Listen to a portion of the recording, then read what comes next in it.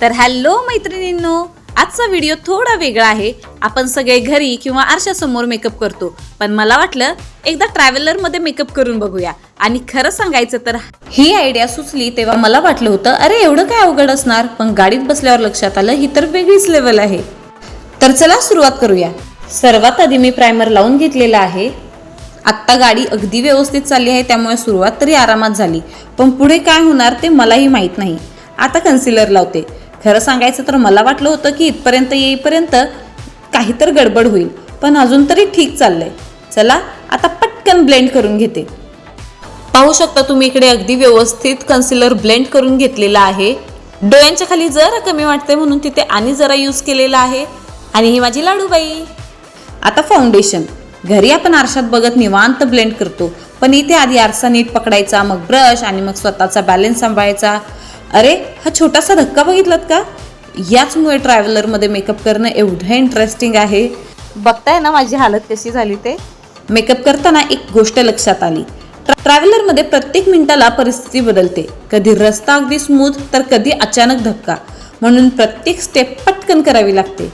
गाडीमध्ये मस्तपैकी गाणी लावलेली होती, त्याच्यावर डान्स सुद्धा करायचा होता, हे ब्लेंड सुद्धा करायचं होतं. पटापट हातानेच सर्व काही पुसून व्यवस्थित ब्लेंड करून घेतलं. सर्वजणांची धमाल मस्ती सुरू होती. इकडे मस्तपैकी ब्लेंड करून झाल्यानंतर मानेचा भाग सुद्धा सीसी क्रीमने मस्त कव्हर करून घेतलाय. आता होती कॉम्पॅक्टची वेळ. मस्त पटापट सर्व चेहरा कॉम्पॅक्टने कव्हर करून घेतला. आणि as a blush me pink कलरचा शेड यूज केलेला आहे. पटापट बोटांनीच दोन्ही गालाच्या चिकबोनवर मी हा ब्लश स्प्रेड करून घेतला. मी मगाशी ब्राऊन कलरची आयशॅडो लावलेली होती, पण माझा आउटफिट बघू शकता तुम्ही, त्यात पिंक कलर आहे. मग मला वाटलं की पिंक कलरचे आयशॅडोज करावेत, म्हणून तोच ब्लश मी डोळ्यांच्या वर सुद्धा यूज केलेला आहे.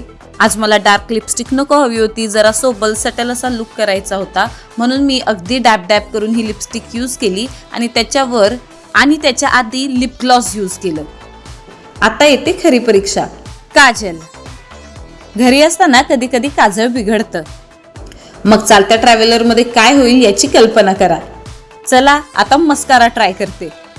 ओ, हा भाग तर मी श्वास रोखूनच केला. सुदैवाने दोन्ही बाजू जवळजवळ सारख्याच झाल्या. आयलायनर ते पण गाडीत शक्यच नव्हतं.